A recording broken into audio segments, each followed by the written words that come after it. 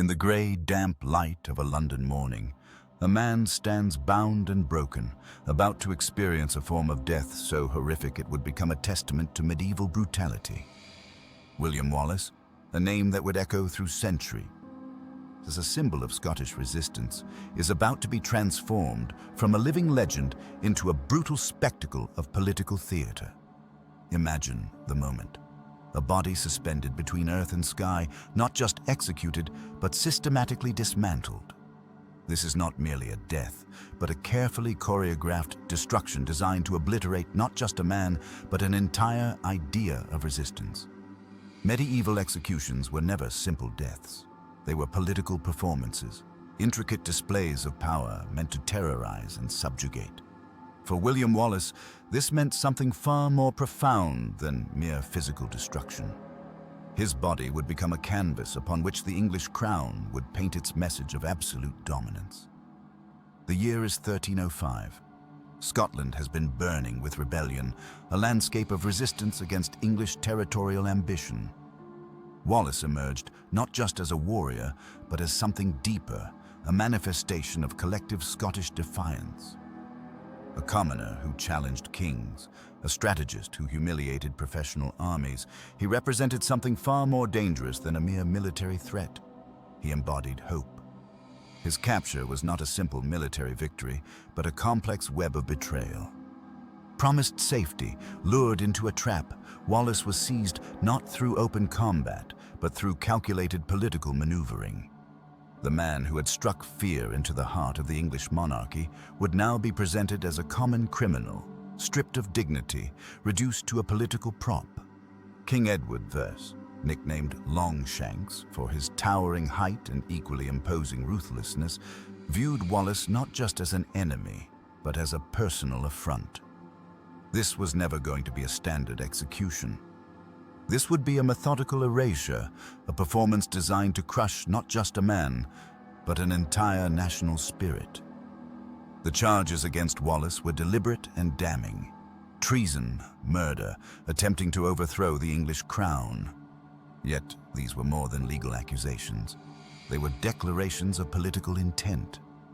By transforming Wallace from a warrior into a traitor, Edward sought to rewrite the narrative of resistance. What awaited Wallace was a death so meticulously brutal it would become legendary. Hanged, but not killed, then disemboweled while still conscious, eventually quartered. His body would be systematically dismantled, each section sent to different parts of the kingdom as a stark warning. This was not just execution, this was psychological warfare written in flesh and blood. But even in this moment of absolute vulnerability, Wallace represented something the English could never fully comprehend, an idea larger than individual survival. His impending death was not an ending, but a beginning, a spark that would continue to burn in the Scottish resistance long after his body was destroyed. The marketplace would be packed. Nobles, clergy, merchants, peasants, all gathered to witness what the English crown believed would be the definitive silencing of Scottish rebellion. They would watch a man be transformed from a living legend into a grotesque political message. Yet history would reveal a profound irony. In attempting to crush Wallace's spirit through the most extreme public torture imaginable, Edward would instead immortalize him. The very mechanism designed to erase would, in fact, eternalize. This is the story of William Wallace, not just a man, but a moment where individual courage confronted imperial power, where a single life became a crucible for national identity, and where death was transformed from an ending into an enduring declaration of resistance. In the rolling hills of Scotland, where mist-covered mountains whisper ancient stories of resistance, a young man would emerge to challenge an empire. William Wallace was not born a legend, but a farmer's son from Elderslie, raised in a land already scarred by English occupation. The year 1296 marked a turning point. King Edward I of England, known as the Hammer of the Scots, had brutally subdued Scotland, treating it less like a neighboring kingdom and more like conquered territory. Local Scottish nobles had been systematically stripped of power, their lands seized, their dignity crushed beneath English boots. Wallace's transformation from an ordinary man to a revolutionary began with a personal tragedy. English soldiers murdered his wife, Marion, after Wallace had legally married her. This wasn't just a personal loss, it was a brutal symbol of the systematic oppression Scottish people endured. In that moment of grief, something fundamental changed within Wallace. Revenge became purpose, and personal pain transformed into a national movement. By 1297, Wallace had assembled a small but fierce band of fighters. They were not professional soldiers, but farmers, craftsmen, and local men who had been pushed beyond endurance. Their initial victories were shocking, not because they were militarily sophisticated, but because they represented something far more powerful: pure, unyielding defiance. At the Battle of Stirling Bridge, Wallace achieved the seemingly impossible. Against a vastly superior English force, he and Andrew de Moy orchestrated a brilliant tactical victory. Using the landscape and the narrow bridge as strategic advantages, they decimated the English cavalry. It wasn't just a military victory, it was a psychological blow that demonstrated Scottish warriors could stand against the most powerful military machine of their time. For a brief, extraordinary moment, Wallace was more than a fighter. He was a symbol of Scottish independence. He was appointed Guardian of Scotland, leading raids into northern England, burning castles, and challenging English authority at every turn. His reputation grew not just through his military achievements, but through his unwavering commitment to Scotland's freedom. But power is a dangerous companion. The Scottish nobility, who had initially supported Wallace, began to see him as a threat. Many were more interested in negotiating with the English than fighting them. Wallace's uncompromising stance and humble origins made him an uncomfortable figure among the aristocracy. As his influence grew, so did the target on his back. King Edward I, humiliated by Wallace's victories, became obsessed with capturing and making an example of him. Spies were everywhere, loyalties were constantly shifting, and the landscape of Scottish resistance became increasingly treacherous. By 1305, Wallace's luck was running out. Betrayed by a fellow Scotsman, Sir John de Menteith, he was captured near Glasgow and transported to London, not as a prisoner of war, but as a traitor to be made an example of. What awaited Wallace was not just execution, but a carefully orchestrated public spectacle designed to crush Scottish resistance. He would become a warning, a brutal demonstration of what happens to those who dare challenge imperial power. In those final moments before his capture, Wallace must have known the odds. He had challenged an empire, inspired a nation, and transformed from a local farmer to a symbol of resistance. Whether viewed as a terrorist or a freedom fighter, William Wallace had irrevocably changed Scotland's trajectory. His journey from a small Scottish village to the center of a national struggle would become more than a personal story.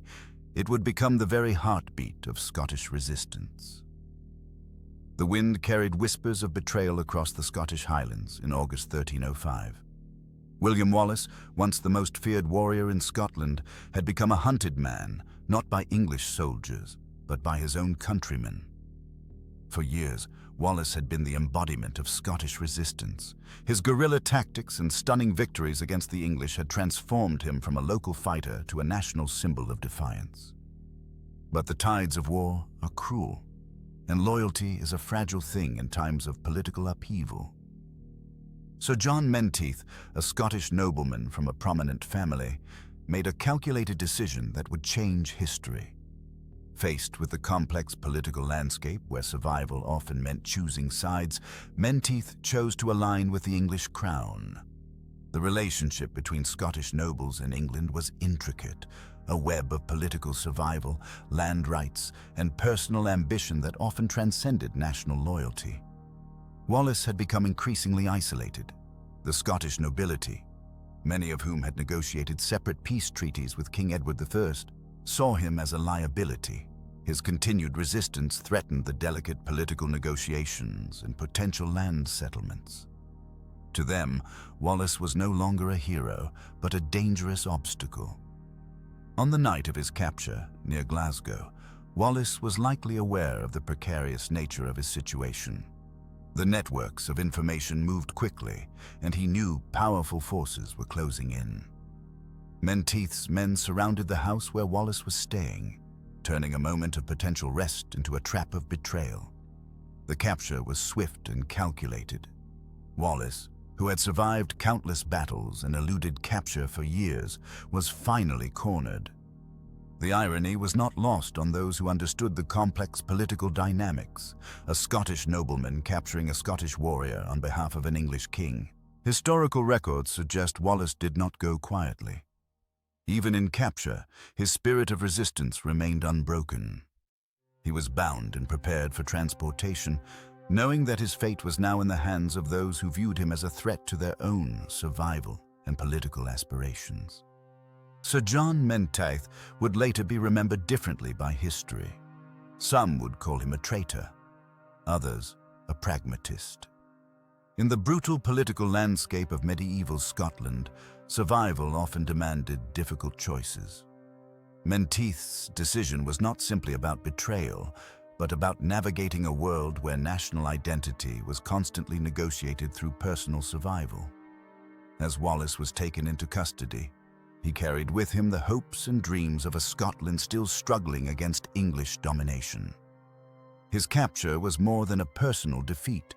It was a moment that would resonate through Scottish history, a symbol of the complex negotiations of power, loyalty, and resistance. The journey from capture to trial would be short, but its implications would be profound.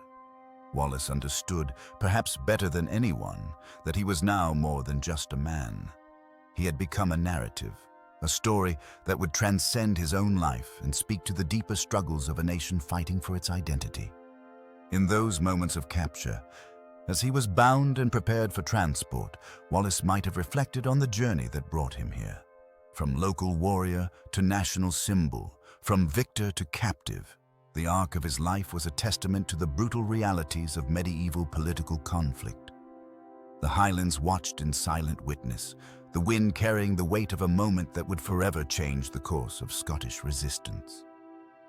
In the cold stone halls of Westminster, a trial unfolds that would become a defining moment in the struggle between Scotland and England. William Wallace stands alone, surrounded by English nobility, his fate already predetermined by the merciless King Edward I. The charges against him are deliberate and calculated: high treason, murder, and savage atrocities against English civilians. But these are more than mere legal accusations.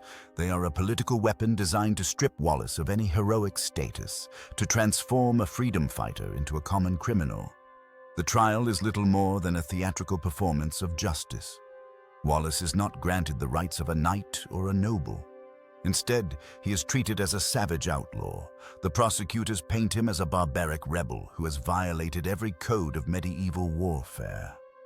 They recount the brutal raids into northern England, the burning of villages, the killing of civilians, each accusation intended to portray Wallace not as a freedom fighter, but as a ruthless marauder. Wallace listens, his presence defiant. He knows the outcome is predetermined. This is not a trial seeking truth, but a spectacle designed to humiliate and condemn. King Edward I wants more than Wallace's death. He wants to crush the very spirit of Scottish resistance. The charges read like a detailed indictment of warfare's brutality. They speak of raids on Northumberland, the burning of Alnwick, the massacre at Hexham. Each accusation is a calculated attempt to portray Wallace as a monster, someone who has violated not just English law, but the fundamental codes of chivalric conduct. Wallace understands something profound that his accusers refuse to acknowledge. He is fighting for a nation's survival. The raids, the violence, these are not acts of random cruelty, but desperate strategies of a people resisting conquest. He sees himself not as a criminal, but as a defender of a homeland systematically crushed under English boots. When given a chance to speak, Wallace makes a declaration that would echo through centuries. He refuses to recognize the legitimacy of the English court. He does not deny his actions, but rejects the very premise of the trial. "I cannot be a traitor," he reportedly states, "for I never swore allegiance to the English king." This moment is more than a legal proceeding. It is a collision of two fundamentally different worldviews. Edward wants to demonstrate absolute power, to show that resistance is futile. Wallace represents something more dangerous, the idea that a people can fight for their right to self-determination. The verdict is never in doubt. Wallace is found guilty of high treason, a sentence that carries a punishment so brutal it was designed not just to kill, but to terrorize. Hanging, drawing, and quartering. A punishment reserved for the most heinous of traitors. A spectacle meant to destroy not just the body, but the very memory of resistance. In these moments, Wallace becomes more than an individual. He transforms into a symbol of defiance of a nation's unbroken spirit. The English might break his body, but they cannot extinguish the idea he represents. That freedom is worth fighting for, even in the face of certain defeat. As the trial concludes, the courtroom falls silent. Wallace stands unbowed, knowing that his true judgment will not be rendered by these English lords, but by the generations of Scots who will remember his struggle. In the cold, merciless morning of August 23rd, 1305, William Wallace would discover the full brutality of medieval justice. His execution was not merely a punishment, but a carefully orchestrated spectacle of terror, a message etched in blood and viscera to any who would dare challenge English rule. Westminster Hall transformed into a theatre of horror. Wallace, once a symbol of Scottish resistance, now stood stripped of dignity, bound and vulnerable. The charges of treason hung over him like a guillotine. Multiple counts of murder, arson, and rebellion against King Edward III. But these were more than legal accusations. They were a systematic dismantling of Wallace's legendary status. The execution process was a choreographed nightmare of medieval judicial brutality. First, Wallace would be hanged, but not to death. Just enough to create excruciating pain without immediate release. Then, in a procedure designed to maximize suffering, he would be cut down while still conscious. What followed was a calculated sequence of mutilation that would become infamous in the annals of medieval punishment. Trained executioners would meticulously remove his genitals and burn them before his eyes, a symbolic castration of his manhood and rebellion. His abdomen would be carefully opened, not to kill quickly, but to maximize prolonged agony. His entrails would be methodically extracted and burned in a brazier, a grotesque ritual that transformed execution into public spectacle. But the horror didn't end there. Wallace would be fully disemboweled while still alive, his body systematically dismembered. His head would be severed and placed on a spike at London Bridge, a gruesome warning to other potential rebels. His quartered body parts would be dispatched to different parts of Scotland and England, a macabre message of English dominance. Contemporary accounts suggest Wallace maintained extraordinary composure. Even as his body was systematically destroyed, witnesses noted his unwavering spirit. This was not just an execution, but a psychological warfare, an attempt to break not just a man, but the very spirit of Scottish resistance. The medical reality of such an execution was nightmarish. Modern forensic understanding reveals the extraordinary pain Wallace would have endured. Nerve endings would transmit waves of agony, shock would gradually set in, and consciousness would flicker between intense suffering and moments of horrific clarity. Each cut, each burn was designed to prolong suffering, not hasten death.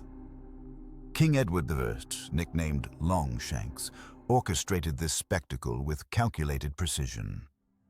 Wallace wasn't just being executed, he was being erased. By destroying his body in such a public, brutal manner, Edward sought to obliterate the myth, to demonstrate that rebellion would be met with absolute, terrifying consequences. The execution was more than physical punishment.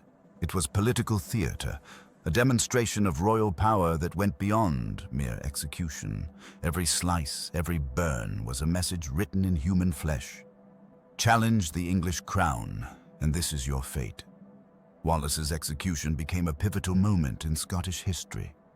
Far from crushing resistance, it transformed him from a mere rebel into a martyr. The very brutality intended to terrorize the Scottish people instead crystallized their resistance, turning Wallace into an immortal symbol of national defiance. In the brutal logic of medieval justice, William Wallace's body became a canvas, a grotesque artwork of royal power, painted with blood, suffering, and an unbreakable spirit of rebellion that would echo through centuries. The story of William Wallace did not end with his execution, it truly began. In the cold, damp streets of London on August 23, 1305, something profound was happening beyond the physical brutality. As Wallace's quarters were distributed across Scottish and English cities, a powerful symbol of resistance was being born. Walter of Gisborough, a contemporary chronicler, described Wallace as facing death with extraordinary composure. Despite being condemned as a traitor, eyewitnesses reported a man who refused to be broken, his dignity intact, even as the executioner prepared to dismember him. This was not merely a criminal's death, but a transformative moment for Scottish national consciousness. The English hoped to make an example of Wallace, to crush Scottish resistance through public spectacle. Instead, they unintentionally created a martyr. Each gruesome detail of his execution, the hanging, disembowelment, beheading, and quartering, became fuel for Scottish resilience. Wallace's body was systematically destroyed, but his spirit remained uncontained. In the years following his death, ballads and oral histories began circulating through Scottish villages and Highland communities. Traveling storytellers transformed Wallace from a local leader into a national symbol. He became more than a man. He was a representation of Scottish defiance against English oppression. The political landscape was dramatically altered. Wallace's execution didn't suppress resistance, it ignited it. Robert the Bruce, initially hesitant and politically pragmatic, was profoundly influenced by Wallace's uncompromising stance. Within a decade of Wallace's death, Bruce would lead Scotland to significant victories, eventually securing a degree of independence that Wallace had dreamed of. Contemporary chronicles reveal a nuanced understanding. Wallace wasn't just a warrior, but a strategic thinker who understood the power of psychological resistance. His refusal to acknowledge English legitimacy during his trial was as powerful a statement as any battlefield victory. By rejecting the very premise of his trial, he transformed a potential moment of personal defeat into a national narrative of resistance. Interestingly, Wallace's legacy transcended immediate military objectives. He represented something deeper, a collective identity emerging in a time of profound political transformation. His execution became a pivotal moment where personal sacrifice illuminated broader cultural resilience. Scottish historical memory preserved Wallace not as a perfect hero, but as a complex human who embodied collective aspirations. Later generations would see in him a reflection of their own struggles against external domination. The myth grew, not through fabrication, but through a profound resonance with lived experiences of resistance. Foreign observers were struck by the profound impact. Chronicles from France and other European kingdoms noted how Wallace's execution had transformed him from a regional leader to an international symbol of resistance against imperial power. His story became a template for understanding national liberation movements. Modern historians recognize that Wallace's true victory was posthumous. The English intended to extinguish a rebellion. Instead, they inadvertently crafted a narrative of national martyrdom that would inspire generations. Each retelling of his story reinforced Scottish cultural memory, turning personal tragedy into collective empowerment. By the time Scotland would eventually secure its independence, Wallace had become more than a historical figure. He was a cultural touchstone, representing resilience, dignity, and the unbreakable spirit of a people determined to define their own destiny. His execution, meant to be a final statement of English power, became its own unexpected revolution. In the end, William Wallace's legacy was not written in the blood spilled on London streets, but in the hearts of those who would continue the struggle he began. a struggle that would ultimately reshape the political landscape of Britain forever. The Hollywood epic Braveheart painted William Wallace's execution as a moment of heroic defiance, but the historical reality was far more complex. A brutal machinery of medieval political theater designed not just to kill a man, but to utterly destroy his spirit and symbolize absolute power. Mel Gibson's sweeping portrayal captured Wallace's courage, but sanitized the visceral horror of what actually occurred on that August day in 1305. In reality, Wallace's punishment wasn't merely an execution. It was a carefully choreographed spectacle of state terror, meticulously designed to crush Scottish resistance through public humiliation. The film showed Wallace's execution as a relatively quick affair, a noble martyrdom. Historical records tell a far more horrifying story. Wallace was hanged, but not to death, intentionally kept barely alive to experience the next stages of dismemberment. He was then subjected to the infamous punishment of being hanged, drawn, and quartered, a punishment reserved for traitors that transformed execution into a gruesome public performance of state power. Here, the anatomical details matter. Wallace was hanged from a tall gallows in London's Smithfield, but not enough to kill him. He was deliberately lowered while still conscious, then systematically disemboweled. His entrails burned before his eyes while he remained alive. His body was then cut into 4 quarters, each part displayed in different public spaces as a warning. This is what happens to those who challenge English authority. The cinematic narrative emphasized personal revenge. The historical context was far more strategic. King Edward I wasn't just punishing Wallace. He was sending a calculated message to every Scottish nobleman and peasant. Each gruesome detail was intentional, a psychological weapon designed to terrorize a population into submission. Wallace's quartered body parts were strategically displayed, his head mounted on London Bridge, other sections sent to Newcastle, Berwick, Stirling, and Aberdeen. This wasn't just execution, it was territorial domination through ritualized violence, transforming a human body into a geographic warning system. Where the film romanticized Wallace's final moments, historical accounts suggest a more nuanced human experience. He likely understood the political symbolism of his death, knowing each moment was crafted not just to end his life, but to break the spirit of Scottish resistance. The Hollywood version transformed Wallace into an almost mythological figure, a lone hero standing against overwhelming odds. Historical records suggest a more complex man, a skilled military strategist who understood political resistance required more than individual courage. Crucially, Braveheart missed the deeper psychological warfare at play. Wallace's execution wasn't just about killing a rebellious knight, but systematically dismantling Scottish national identity. By destroying his body so publicly, Edward sought to demonstrate the absolute power of English monarchy and the futility of Scottish independence.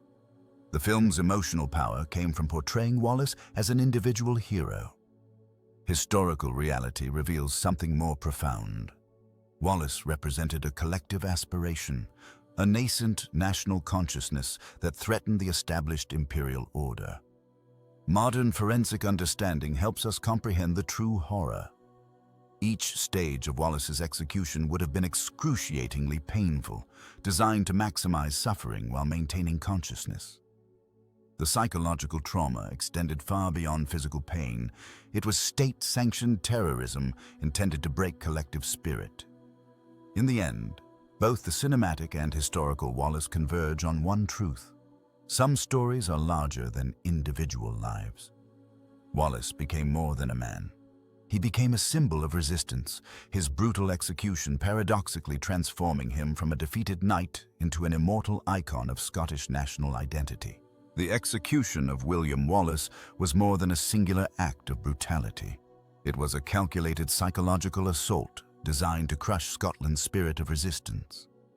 Yet, paradoxically, his death became the kindling that would ultimately ignite a more passionate flame of national identity.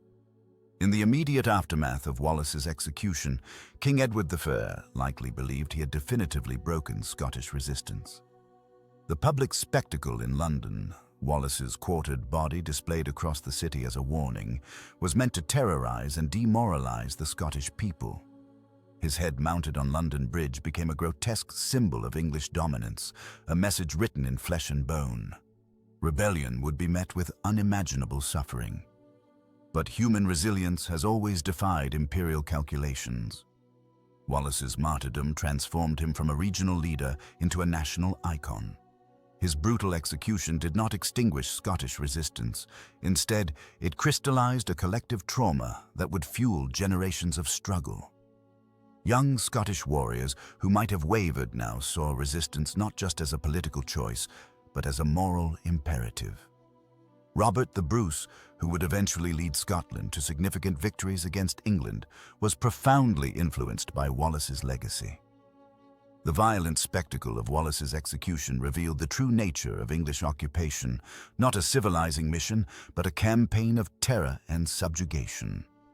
Where Edward intended to create fear, he instead sowed the seeds of a more determined rebellion.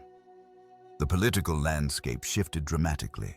Wallace's execution exposed the deep psychological wounds of occupation. Scottish nobility, previously divided and often collaborating with English interests, now recognized the brutal reality of their situation. The execution was not just a punishment of one man, but an attack on Scottish dignity and sovereignty. Historical records suggest that Wallace's death created a powerful narrative of resistance. Oral traditions, poems and songs began circulating, transforming Wallace from a military leader into a mythic representation of Scottish identity. Each retelling reinforced a collective memory of resistance against overwhelming odds.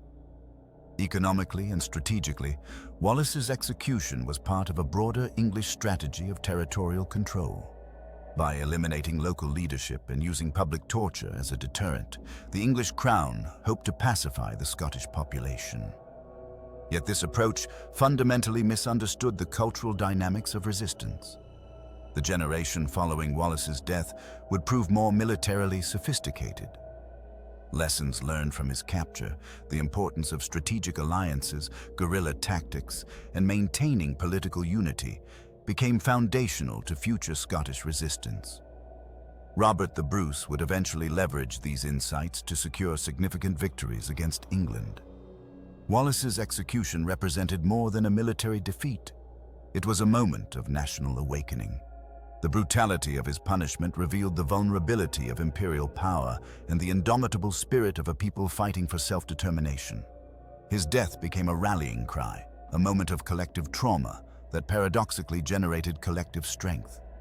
In the broader sweep of history, William Wallace's execution was a turning point. It demonstrated that physical elimination of a leader cannot destroy an idea of freedom. The Scottish struggle would continue, fueled by the memory of Wallace's sacrifice, a testament to the human capacity to transform individual suffering into collective resistance. Decades later, Scotland would continue to challenge English dominance, with Wallace's legacy serving as a constant reminder of the cost of freedom and the power of national identity. His execution, intended to be a final statement of imperial control, became instead a prologue to Scotland's continued fight for sovereignty.